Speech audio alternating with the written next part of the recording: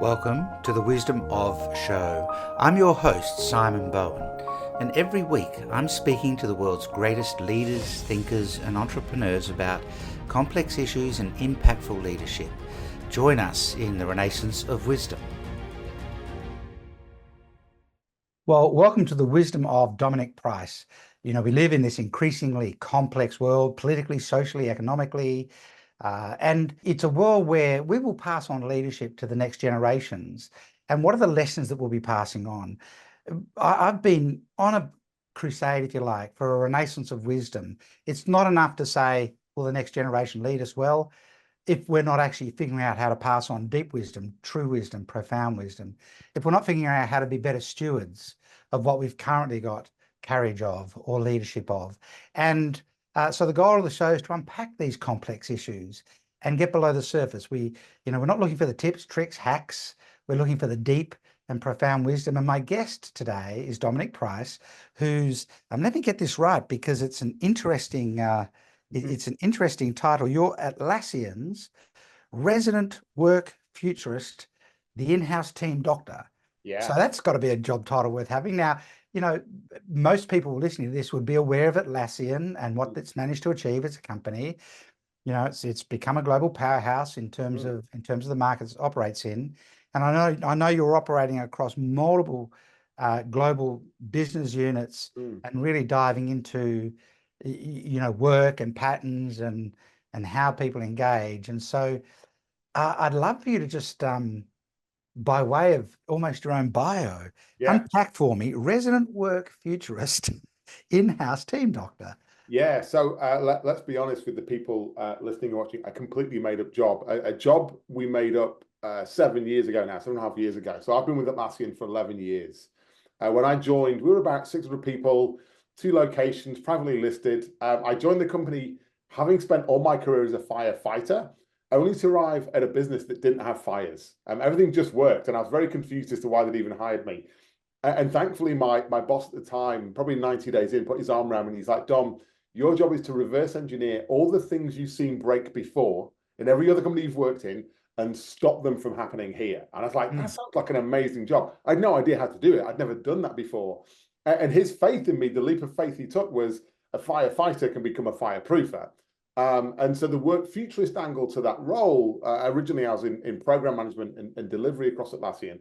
But the work futurist part was we sat there one day and went, hang on, our mission is to unleash the potential in teams. We're trying to do that for our customers.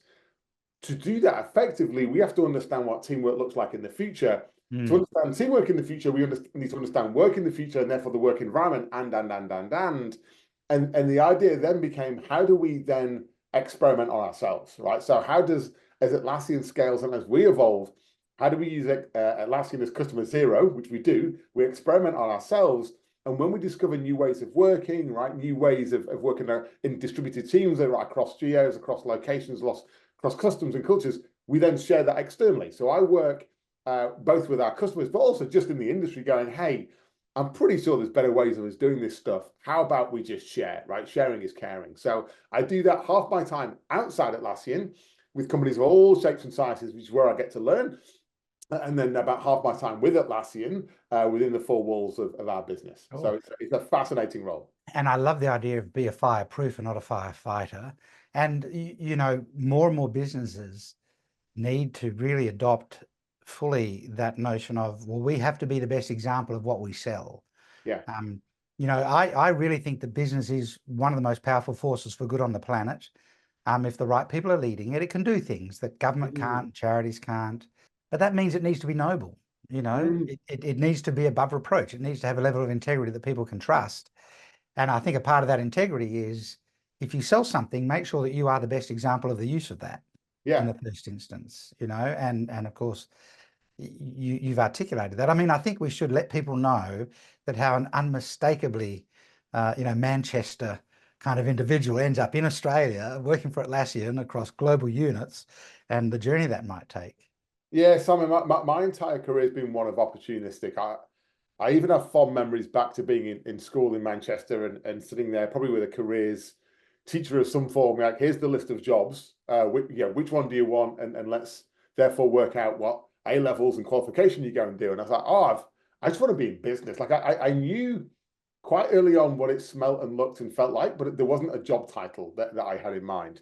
And so one of the decisions I inadvertently made early on in my career was to always be opportunistic. If I see a door, and most of the doors I see are two-way doors, I'm going to plow through it. And if it's the wrong door, I'll just come back through. I know there's often a toll to be paid, but you know what? It'll be fine. There's very few one-way doors in my career, right? Where if you go through the door, there's no way of coming back. So with that mindset, I've just seen opportunities. I was working in London, had an opportunity to move to Australia. I was a chartered accountant at the time, right? I started my career in accountancy, right? I took another leap of faith, right? I moved into sort of software development and program management. When I moved to Atlassian, most of my friends thought I was insane. I took a pay cut. I went from a senior role to a more junior role, and I went from a publicly listed company to a privately listed company. And my friends at the time were like, you don't move for a pay cut, you move for a pay rise. I'm like, no, it'll be fine. Like, it's an adventure. You know what? If it goes wrong, I'll just go back, right? And so that it's kind of not a career mindset. It's see where the chances are. And because it's been opportunity driven, it's very much based on relationships, right? On finding people that I think can inspire or provoke or get under my skin in a way that enables me to learn, right? And that's been at the forefront of my career, is not just having great mentors and coaches around me, but leaders around me who really know how to push me. So, it's interesting. It raises a couple of interesting points, this idea of career planning. And I've, for a long time, been saying, I think the notion of career planning is a fundamentally flawed idea because it presumes you can say, I'm going to do this step, then this step, then this step. Yeah. So unless you go and train to be an engineer or a doctor where you know that you come out of your studies and you'll go and do that work. But career planning that hits heights you wouldn't have expected must be based on opportunity. And so often it's about career positioning. Just being ready for the opportunity should it present itself. I saw Hugh Jackman actually once talking about this, and he's had a stellar career in the arts, and he said, in truth, I've just always been ready. I've always been ready. And so when someone rings up and says, do you want to do this? He goes, I'll have a go, And I think the ironically other wasn't ready, right? Ironically, I imagine there was a little voice in his head saying, not ready, but the slightly louder voice said, go for it. Yeah, right. It's Steven Spielberg rang him at 2 o'clock in the morning or something and said, do you want to host the Oscars? We want a musical number to show. And he went, well, yeah, I'll have a go. Why not? 2 o'clock in the morning, he's just been woken up, but he's ready. And I think the idea of, seldom are there one-way doors. That is true in career. It's true in business. It's kind of true in life. Sometimes what you think the risk is not the real risk. And the fear of not having a go because you think the doors are going to slam behind you is the biggest risk, potentially. Let's talk about Atlassian for a moment. I have conversations with companies all the time where I'm asking, what is the real business they're in? We could say that Atlassian's a technology company, but oftentimes when I get into these conversations, people say there's actually so much more to it than this. Yeah. And what is Atlassian really? I think that question's fascinating, Simon, because you've articulated something there that it's a bit of a pet peeve of mine in the industry, right? Because in the last probably 10 years, every organization I work with is like, oh, we want to become a technology company. I'm like, oh God, please don't, right? It's the vehicle versus the business you're in. Our vehicle is technology, right? Yes. The vehicle that we deploy is software, right? The thing that we're trying to help organizations do is better teamwork, right? And it's kind of over two levels. I didn't realize how nuanced it was when I first joined. I always put teamwork under this one singular umbrella. I now realize that there's essentially two types. There's the work you do in your team, and there's the work you do across teams. Very different set of problems, a very different set of fixes. We're intuitively trying to solve both of those. And so helping a nuclear team, as we sometimes call it, right? Like me, you, and 5 other people that are regularly working together. But we know in the organization we operate in, our success doesn't determine the organization's success. So there's other teams that we need to collaborate, partner, and deliver with. And so we're trying to solve both of those. And that takes on an element of software. That is our chosen vehicle, is technology.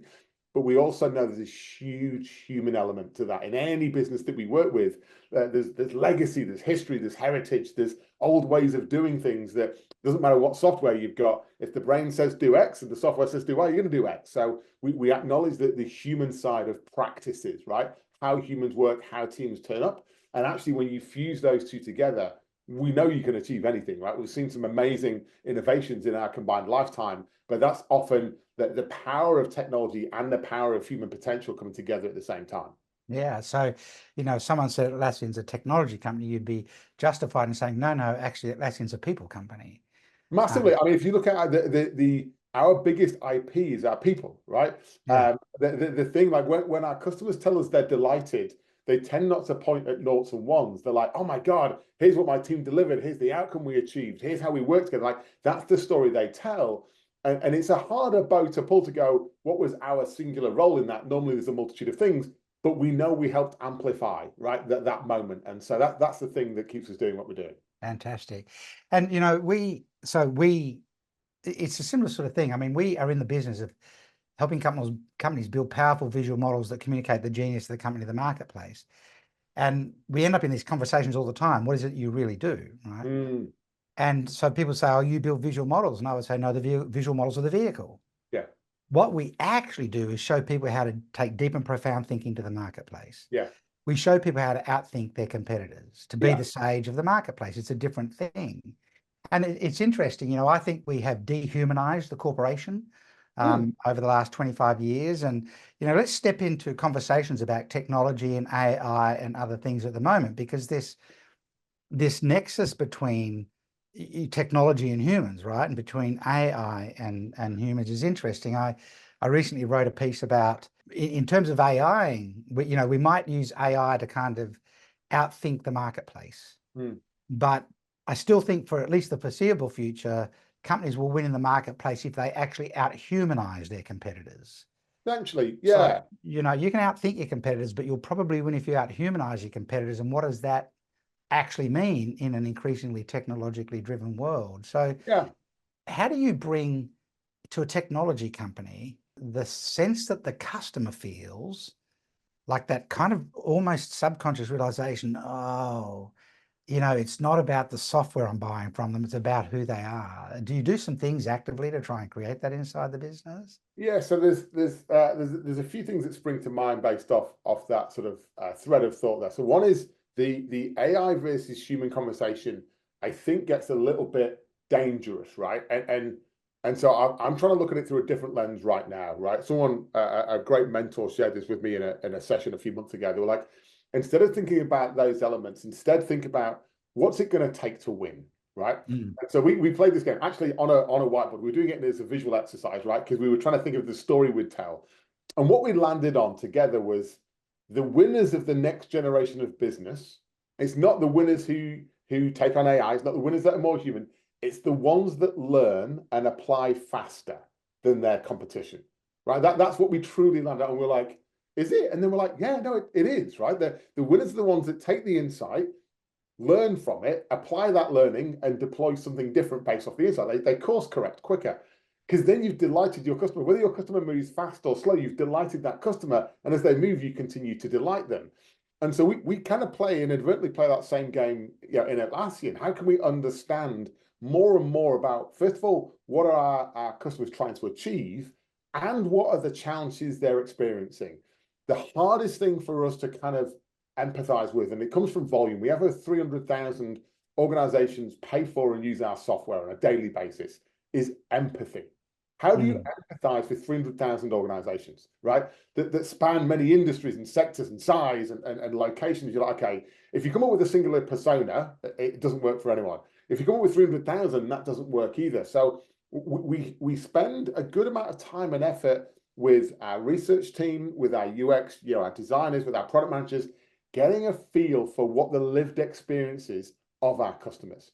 And when we do that, and we do the second part, which is, I think, as important, is then storytelling. Here's the story of Simon's company. Here's what Simon's trying to achieve. And here's where Simon's struggling. Here's a great year that Simon had. Here's what's happening in Simon's industry.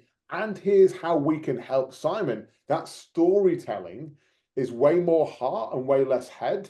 And I think we need the combination of both, but I think Atlassian probably defaults ahead. We're very logical people. We're like facts and data and figures. And occasionally we need to dabble in the dark arts of feelings, right? So there's a lot of storytelling we do all the way from our senior most leaders right across our business to say, here's a set of stories about customers. And if you internalize that, you can represent them when you're making a decision about what you do and don't do next on your roadmap. You can't represent 300,000 customers on that roadmap, but you can get a good degree of empathy for a variety of them, and therefore make more sensible, conscious, long-term decisions. And I Yeah. think that you mentioned industry before, or economy. I think right now, one of the hardest things for businesses is medium to long-term decisions. A lot of companies have bolted and gone, no, short term, right? I need immediate gratification. And we're in the business of medium to long-term decisions. Sure.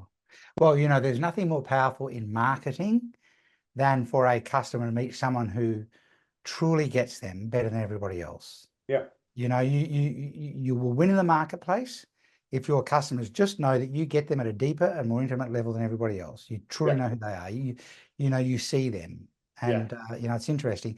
I've got numbers of areas I want to go down. I want to make sure I circle back to personal moral inventory and some of the ethical conversations, particularly in technology-driven worlds and things like that. But I'm really interested in the lessons that you've learned driving significant transformational change across a global organization. Let's say you're mentoring a young business owner who really hasn't figured some of this stuff out yet, but they're driving a large organization, and you wanted to help them to understand how to create change fast. Because I agree with you. I think speed is the competitive advantage. Yeah. What bits of sage wisdom would you share with that young leader? They're going to listen to you. That's the caveat. They're going to listen to you, and they'll do it. So whatever you say, they're going to buy into. What would you say to them? Yeah, I'm fortunate enough that I get to practice this on a regular basis. There's quite a few leaders that I coach and mentor around the world, and it's a huge sort of pleasure and privilege. The first one is painting and it's a cheesy phrase, but painting the North Star, having some, and it doesn't have to be high fidelity, but some destination in mind of what success looks like for your customers and for you, right? It's both. It's not we want to be an X billion-dollar business and sell out or IP out, right? It's got to be there's got to be some customer value proposition there, a problem that you're actually solving that you can see a value exchange. Painting a low fidelity picture there of why you care about that, not just what that looks like, but why you care about it, I think is vitally important. I think there's a lot of leaders I'm working with right now that are struggling with the idea of making the first move, of whether that move is vulnerability or authenticity. Is they go and read all the self-help leadership books and they arrive thinking they have to be a rock star, which normally results in them beating their chest and sounding like they're indefeatable, which is really not appealing to the people around them. It's like, like I'm not going to buy into that. And so I work a lot with leaders of all shapes and sizes, saying, how do you drive your own leadership evolution? And how do you share that leadership evolution to bring others in, right? The more you share out, the more that people sort of join in that conversation and be a part of it. And then I think one of the big gaps in any change program, I keep on hearing the phrase about change fatigue quite a lot, and I'm over it. I don't think it exists. I think the change that I've seen, and I've worked in areas of constant change, is if you explain people why, like with honesty. The idea that bad news doesn't get better with time, so just deliver it, just share it, and have the crucial conversation about what is changing and why, what it might smell, look, and feel like, and how we're going to know if we're successful or not, and then spend, for every sort of 5% of time we spend sort of talking about the change, spend 95% doing the change, right? Like so sometimes there's that whole kind of effort to get to the starting blocks, and you forget that there's a race to be run. And I've seen that done either way. Sometimes people are too eager to start the race and they've not done the prep, and other times there's so much prep and you're like, don't forget, like save some energy for the race. But with change programs, it's about being there, right? I have not in my entire career seen a single change program go 100% right. And I think that's a big holdup for a lot of leaders, right? It must be delivered. Like, I want certainty. There's a leader I was working with recently. I'm like, we're going to have to forget the word certainty, delete it from your calendar. Sorry, delete it from your vocabulary. It doesn't exist. But we're going to swap it with confidence. So every week, how can we be more confident that we're doing the right thing? Therefore, what do we need to learn to be more confident? And that just completely changed their mindset from certainty, which just didn't exist, right? And was actually holding them back, to going, let's just make progress. But as we make progress, let's get more confident. Yeah. I've spent 2.5 decades working in change management with companies, and it's become an industry. Yeah. And one of the challenges I keep seeing is that, leaders will say, oh, we're implementing this change, and they use the change project to figure out what the change is going to be, as Yeah, opposed to we've really thought this through and yeah, we've got a pretty good view of what it's going to look like at the end. You said that. yeah, What is it going to look like? No, we're going to, we're going to involve you all to get buy-in and everything else, which is code for we're making this up as we go. yeah, We're just a chapter ahead of you in the book. And the one thing leaders should be certain about is their leadership. mm, So what I can be certain about is I'm going to show up as a leader that you can trust, yeah, that will be transparent and, we'll share what we know and we'll talk about what we don't. But too often change programs are started without people having done the clear thinking about why and what, should yeah. we even do this thing? But It's Simon, even your phrase there, here's what I don't know. Like I can count on way too few fingers how many leaders I worked with pre-Atlassian who would confidently say that, right? Because they had to portray this I know everything, which made me think I had to know everything. When in fact, all the only thing we could agree on was we didn't know everything, but we were never going to say that out loud, which then just creates this weird vortex of going. So now we're just faking it. Like we actually don't know, but we're pretending we do, which is dangerous versus like, here's what we don't know. How can we go and learn about that? That's a very open, honest conversation. It's going to get way better outcomes. yeah, absolutely. You can't predict what the environment will do. Mm, And the environment always wins. I've interviewed military leaders and they're often very humble, but very effective people. mm, And the one thing they know is that as soon as they enter the theater of war, the plan they'd made probably isn't right mm. because the enemy wasn't involved in the planning, Yeah, right? And so the environment always wins. So there's always stuff you don't know. There's always things you don't know.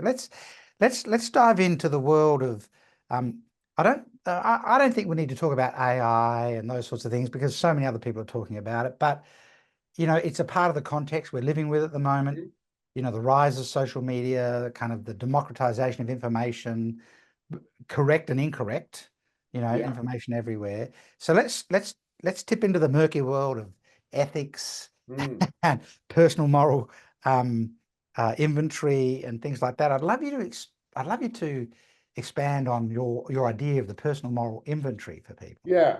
So it was born in 2020 out of some dark times, but essentially it came to the idea of there's four things we can judge ourselves on in life, right? Our productivity and profit being one, our impact on the planet, our impact on people, and our impact on purpose.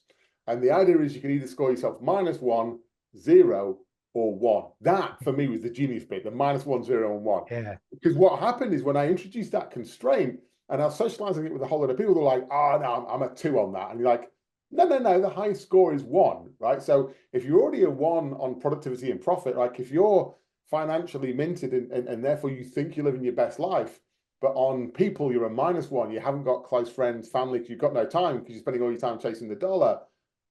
Are you happy? And maybe you are, like maybe that's a choice you want to make, but I'm asking you the question, are you? And so same for planet. It's like, yeah, I made billions last year, but you destroyed the planet. Is that cool? Like, is that the legacy you want to leave behind? So it almost comes from the adage of, and I've done this as a leader for years. Every time I've worked with leadership teams, I'm like, if you're going to take from the well, you need to also need to put in the well, right? So if you're a -1 on something and you're a 1 here, they kind of don't net off. So what are you going to do about that? What action are you going to take? And I found it very valuable myself. Like it was an entirely selfish exercise I did in 2020 originally, just to get a handle on where was I investing my time? Because we all invest this huge amount of discretionary time on a daily, weekly, annual basis. Am I doing that on purpose or by accident? And there's a few areas where I was like, I'm doubling down on this area. I'm already great there, but like this area I'm struggling on, why am I not doubling down there? Why am I not trying to improve that and just get some more balance? That's what I was looking for, some balance and equilibrium. So I do the personal moral inventory kind of every year, sometimes a bit more often. If there's a big change in life, I do it more often. But other than that, on an annual basis, I just reflect and go, what does my balance, which is uniquely mine, it's different from yours, Simon, and everyone else's, but what does mine look like? And am I targeting the right areas on purpose, or am I busy by accident? And way too often when I do it, I'm like, oh, I'm doing the things by accident. And it's just a great course correction to go, pause, let's do things on purpose. And I think it's Yeah. the same in business and technology, right? Are you doing this on purpose? Are you considering unintended consequences and then balance, or are you just sort of blindly following?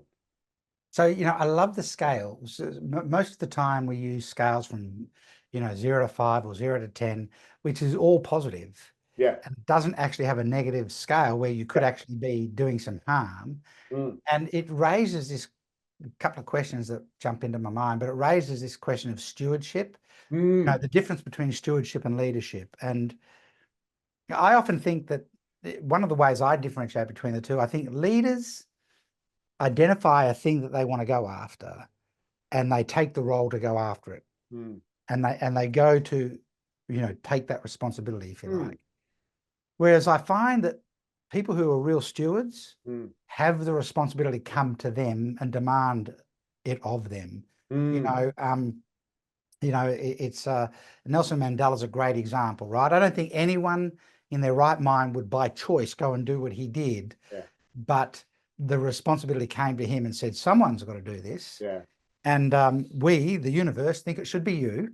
And are you going to do it? And so stewardship is this notion of you take what you've been given and you return it with increase. You don't just look after it, but you don't put stuff back in the world. You make the world bigger, and you provide more resources. And I love that personal moral inventory, that you could be doing some harm subconsciously, not even with awareness.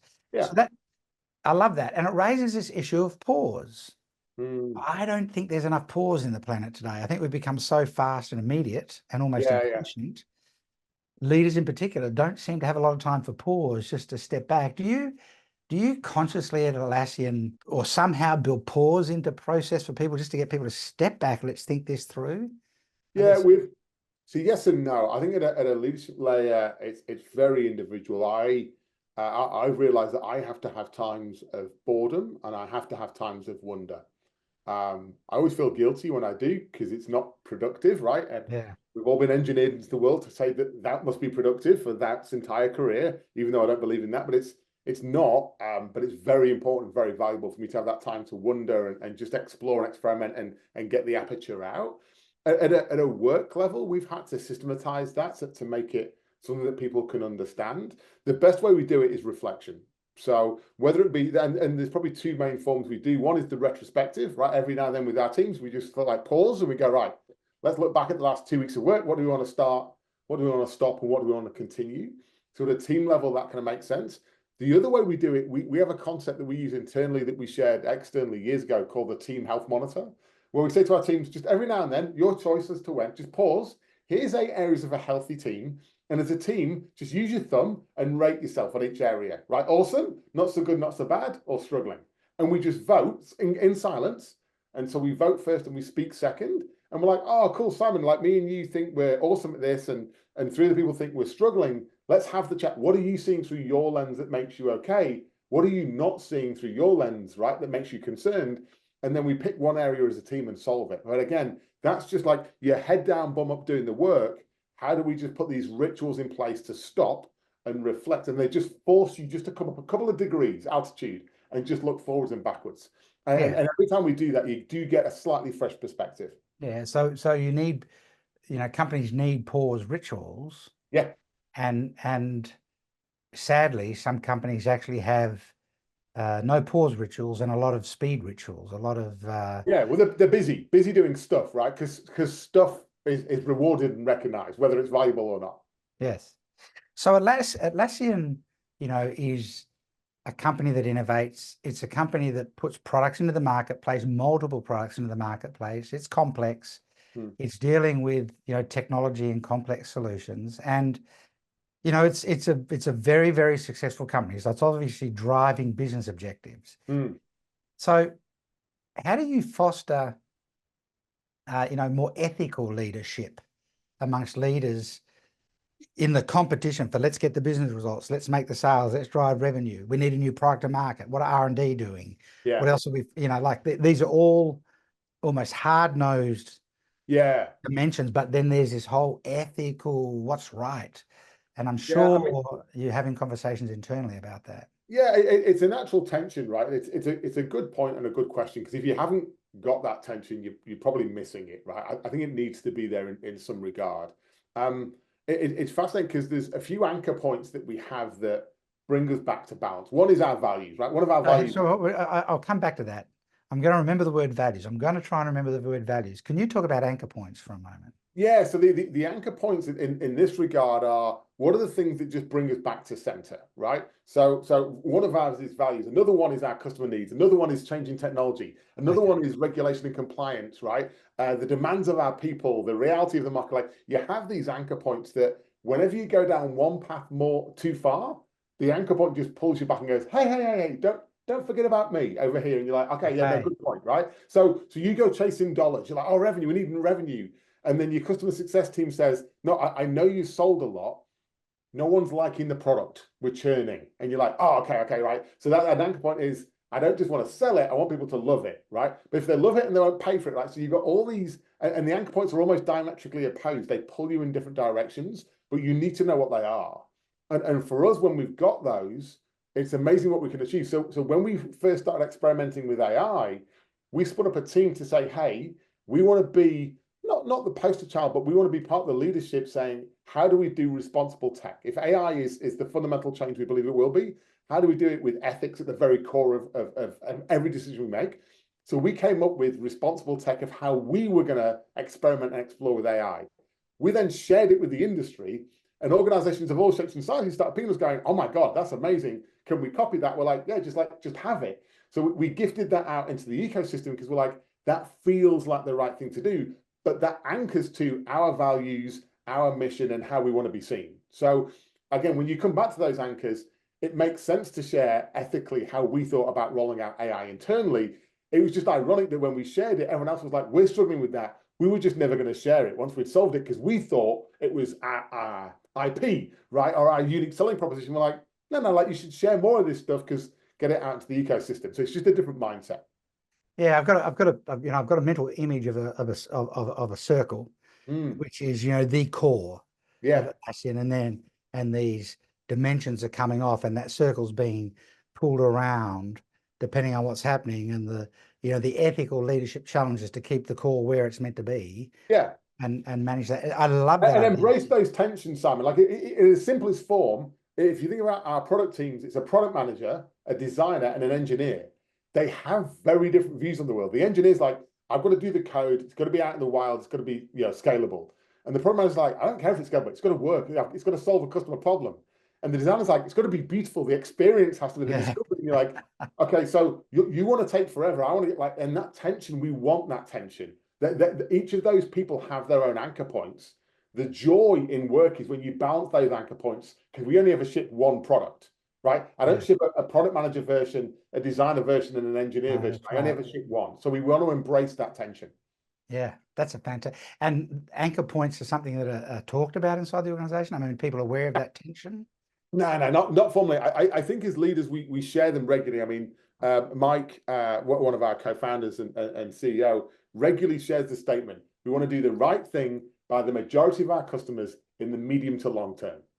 If I had $1 for every time he said that, then I could retire. But he says it a lot because he wants us to hear it. It's like, Yes. what's the flip of that? It's not every customer. We can't delight every customer, and it's not short term. It's medium to long term. So Yeah, and when there's you're some placing your really, bets, like you can't delight all the people all the time. So it's the majority of our customers we want to delight, and it's in the medium to long term. I want you to place proper bets. yeah, which ties back to this North Star that you shared Yeah. earlier on in the interview. And Mm. of course, you can't say it too many times if you Ah, are, in a leadership role. Let's talk a little bit about the future of work. mm. I mean, let's go back to that title again. You thought it was a That's a great good job. word, futurist. Yeah, work futurist, right? So let's talk about the future of work, because I'm sure a lot of people are thinking about that. Mm. The world is changing. Yeah. The pandemic just redefined the world, did it not? In terms of work patterns. And then, of course, AI has come in. Technology has been a continually growing, impact on the future of work. And Yeah. I'm very interested in how the level at which human contribution is valuable.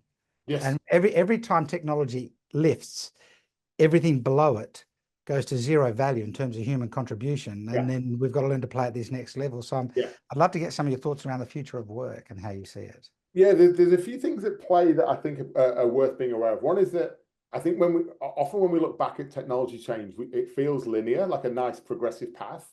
AI is not a linear change. That's a No. fundamental change in how we think about technology. If I think about it, I started my working career in the year 2000. Every technology advancement has still been operated by me, right? Whether it be the mouse, the keyboard, right, the laptop, right, even the internet was still operated by me. My hands or my voice or my brain operating. AI is now a teammate, right? It's not something that I operate. It sits side by side, and I think it's got some competing capabilities. It's got some quite different capabilities. And so when you mention this humanization of work, one of my hopes for the future of work is we go back to being human. I think for most of the 24 years of my career, organizations I've worked with have been trying to compete with the machine, compete with the robots. Let them have it. Let them do the high volume. Let them do the transactional work. What does it mean to be a curious human, to have empathy, to think about impact, right? Society, the environment, a whole lot of stuff that I think is uniquely human, where we can do way more and add more value, right? So I think that's a great opportunity. I think the challenges that we've got right now, even post-pandemic, there's still way too much noise about where we work, not nearly enough about how we work. It's one of the shames, one of the lessons we could have learned from the pandemic is when we changed how we work, we really dialed stuff up, and it's like we swung the pendulum back since. So I go on LinkedIn on a regular basis. It's like return to office or work from home. I don't care. Like Atlassian is a distributed company. We have people all over the world, whether they're in an office or a home or a third space, we're distributed. So the energy should be on how we work, right? Not where we work. So that's a massive angle for us. And I think organizations that tap into that will have a very different result. And then the final area for me is learning velocity. Like I almost want to, if I had some magic dust, I'd enable organizations, if you want to thrive in the future of work, is unlearn old habits and give yourself the permission to go and experiment and explore with new ones. And I think when organizations do that and they just dial up their learning and apply that learning, honestly, we can achieve huge amounts. But so many of the organizations I work with are constrained by legacy, history, and heritage. Dom, that's the way we've always done things. I'm like, cool, if that works for you, go for it. But I think the world you're in is different, right? And that's not just businesses, leaders as well. The world I am in today is different than the one I was in 4, 8, 12 years ago. So if I'm trying to be the leader I was 12 years ago, I'm going to fail. So I need to be relevant. So do our businesses. Well, the businesses we're in today are fundamentally different to the business we were in 5 years ago, and we're a company operating out of Perth in Western Australia with a global market. Yeah. We can't do that if we don't have a distributed team. Yes. It's just madness, right? And so why would we limit the company's growth on where people can be seated, as opposed to where can we get talent from and things like that? And I started work a little earlier than you, Dom, a little earlier than 2000. It was the late 70s. And, I think about the world then, which is very transactional, versus the world today, and they couldn't be more different. And yet I have never felt like I've had a major incremental shift that I couldn't handle. Pace has certainly picked up, but if you're willing to, and I think the key is I'm very curious. So learning. Curiosity, mate, is a superpower, right? Because curiosity leads to humility, which leads to this intrinsic goal of, can I stay relevant, right? And relevant is fit for purpose. It's not best practice or best in class. It's, am I relevant for the world I'm in? And it feels a bit binary, yes or no. It's not. It's a spectrum. But like people that have the goal of relevance go and learn and explore and go and do new things, right? It's very much like Carol Dweck's growth mindset. And I think the best evidence of it is people that have got a long career, but they still feel fresh. Yeah. Well, species cease to exist when they fail to be relevant to the environment. Yeah. So when a species fails to adapt, which is relevance in a natural form, they become extinct, right? And companies are the same. Just unpack curiosity is linked to humility for me for a second. So I have a post-it note on my screen, which is less furious, more curious. And that's because I get angry every now and then. And a great mentor was helping me. And like, instead of being furious, be curious. I was like, curious, what does that mean? And actually, curious is, instead of whatever I think is just one data point, it's one anchor. But if I only have that one anchor, that's too strong. There's magnetism to my mindset. It's really dangerous. So curious is, tell me more. Tell me more about your world. What is going on? Why did you say that? What is that? What were your assumptions when you came up with that idea? Who are you solving for? Like, the more curious I am, there's more humility, because it's going away from the idea and moving from who are we solving for, right? It's a mental shift. So for me, curious and humility are intrinsically linked when done authentically. Yeah. So curiosity is a natural pause button, right? Yeah. As soon as you go, well, as soon as you become curious about something, you've actually slowed the pace down Yeah. to just explore, right? Yeah. Which is super interesting. I think we could talk all day about this. I suspect we share um, a lot of similar insights around the world of work. But I'd love to wrap up the show or the episode, I should say, by just asking you two or three questions that let people know a bit more about Dominic. Awesome. So and just kind of the first answers that come to your mind, nothing to do with work and Yeah. the future of work. If you could relive one moment of pure happiness from your past, what would that be and why would you want to relive that one? I got married in April. Me and my now wife have gorgeous 2-year-old, nearly 2-year-old twin boys. Got married in April, and it was a whirlwind day. But I really gave the Negroni a good nudge. Now I remember most of the day. But I wouldn't mind just going through that. I mean, we've got video of it, so I can watch it. But I wouldn't mind reliving it. It was a wonderful day. Friends, family, like everything just fell into place. But yeah, I'd do that all over again, several times over, and I'd still drink the same amount of Negronis. Perfect. Yeah, and even without the Negroni, when you get married, the day goes so fast. Yeah, And someone told us, when we got married, just smell the roses. yeah, yeah, Take time during the day, right? Just to yeah, slow it down for a second. And sometimes the most joyful moments go so fast, we don't yeah. take the time to notice them. You grew up in Manchester. Did you have a view of what you wanted to be when you grew up? Because it wouldn't have been this. Simon, I've definitely not grown up. That I can confirm. If you need any evidence, ask my wife or my kids. No, I've always wanted to be my medium to long term goal right now, which is one that me and my wife regularly talk about, is what does content look like for us? And kind of back to the personal moral inventory. What balance do we want? And we've got kids, right? A home, lifestyle. Like, what does that balance look like? That is a battle for us, not a negative battle. Like trying to work out those things is a thing that I'm gunning for, and that's probably not vastly different than what I was looking for as a teenager or a 20-something. I just didn't know the word then. Yes. So I know you're I know you have a real interest in things outside of work. The Room to Read, Yeah, a not-profit trying to promote education, and I'm happy for you to talk about that for a little bit for yeah. people. But you're obviously a problem solver, Mm. and so if you could solve any problem or mystery in the world, and you knew for sure you were going to solve it, what would it be? Probably access to education.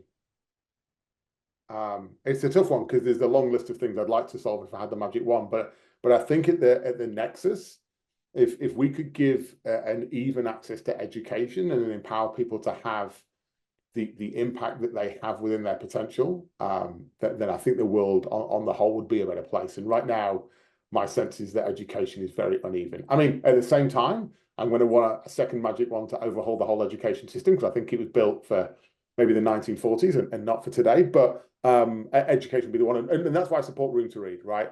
They're giving access to an education for people that otherwise wouldn't get access. And what they've shown is that those people then have an outsized impact on themselves, their family, their village, right, their entire community. So it's a huge pay it forward opportunity. Yeah, I had a look at send people to the website for Room to Read. Mm. What is the URL for that? Yeah, if they just Google roomtoread.org, right, they'll go to whichever country they're in. It'll take them to the local website. But basically, I mean, I do a lot of external speaking. I donate a large percentage of my speaker fees to Room to Read and a few other charities. But yeah, it's basically giving people that would otherwise be put to work at a young age access to education. They build libraries, they employ teachers, they buy books, and it's a genuine force multiplier. Yeah, perfect. Dominic, thank you so much. As I wrap up the episode with Dominic, my challenge to older leaders is to make sure you share wisdom that you've acquired over time that perhaps could only have been acquired through experience with younger leaders. They are the future.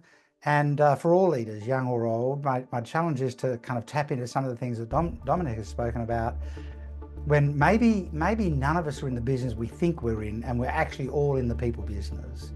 And the future, we only care about the future as humans if it has us in it.